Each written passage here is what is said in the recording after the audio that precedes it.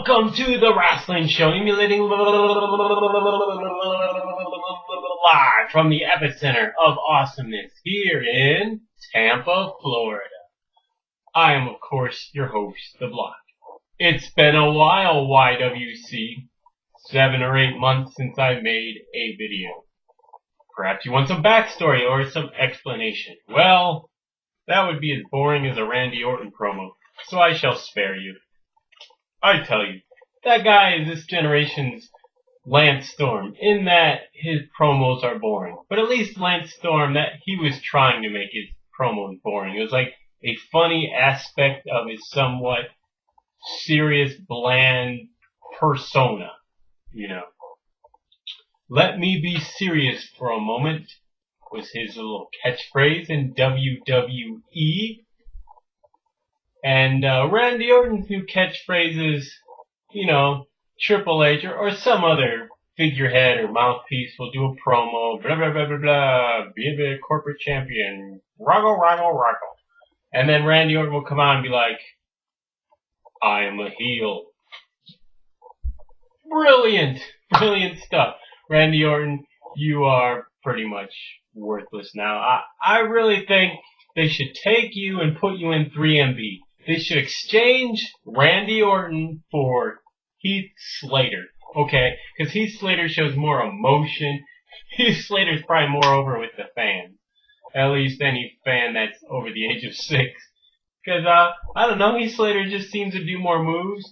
And like I said, he's got more emotion and variation in his voice. Orton's always, even in public speaking, he's like, I'm Orton. Oh yeah, I am happy. So yes, put Randy Orton in 3MB, Heath Slater can be the new corporate champion. WWE, you're welcome. When you implement this plan, you don't have to thank me, but you're welcome. When you implement it, your ratings go up. Every arena gets sold out. Buy rates will be huge. Okay. Next, Carpal. Ha ha! You like a little play on words because Carpal and Sin Cara, and I'm sure that's over a few people's heads. What's a Carpal? I don't get it. There's no place for jokes when you're reviewing or discussing wrestling, okay? You just need to stare at that webcam. No jokes, no little play on words.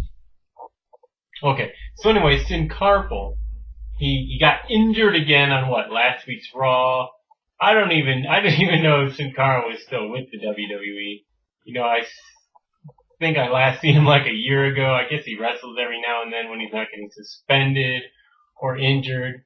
I can only imagine how this last time played out. You know, he like went backstage, everyone's like shaking their head. Triple H probably, you know, comes up to him and be like, "Oh, that's a bad break.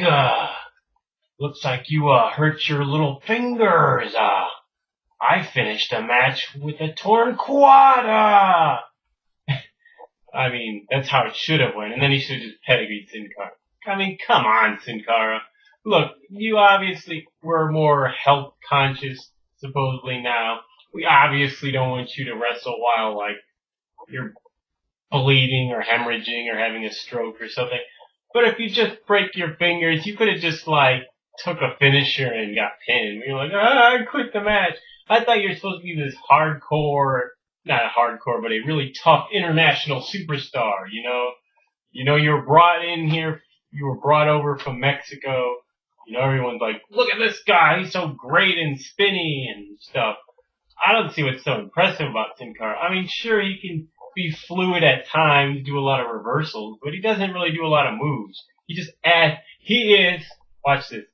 Watch this. He's a lot like R-Truth or K-Quick back in 2000, 2001. Lots of showmanship, lots of spins and backflips and somersaults, and then like he'll do a DDT. Like he'll just do simple moves, but he'll add some flash to it. Just like K-Quick, R-Truth. R-Truth doesn't do it as much now, but when he first debuted back in WWE in like 1999, he tagged as Road Dogg back then, and I remember it was like, you know, and before he was tagged as Road Dogg as well, he'd come out and he'd be like, what's up? let's get rowdy. Yeah, it was get rowdy. This was before What's Up. This is really old school. Most of my fans were probably not even born yet. But it used to be like, all right, St. Louis, we getting rowdy. Make some noise. And everyone would be like, chirp, chirp, chirp. And all he used to do is cartwheel spins. And then he'd do a DDT or a leg drop. And that's kind of what Sin Cara does. Lots of flashiness, which is all right if you do some impressive moves every once in a while. But mostly it's just, oh, it's a DDT. It's a head scissors. Okay. I mean, the Divas can do head scissors, so. Not knocking the Divas wrestling skill. I'm just saying anyone can do a head scissors. And, okay, we got the blue lighting and the trampoline jump. Anyway, just fire Sin Cara. WWE just fire Sin Cara because, why did you bring him over? How much is he worth? Injury after injury. He's worse. He's got the injury bug worse than like Mark Henry or something. Very injury prone. Not very good. His merchandise online is, priced down. It's marked down. Nobody goes to a WWE show to watch Sin Cara. Not even his own kids if he's got any. His merchandise marked down. Nobody watches him. He's overly flashy. And he's just not worth the money. And he gets suspended. So let's see. He's been in WWE for 2 years and 2.5 years, and he's probably wrestled like 45% of the time. And yeah, I don't like Sin Cara. Okay, over in TNA, I haven't really watched TNA. I guess they're still doing the Aces and Eights and Main Event Mafia thing. Sure, because TNA loves their stable wars. They got really bad at it when it was like Main Event Mafia, Global Elite. Who the hell else was it? There were like 2 other stables.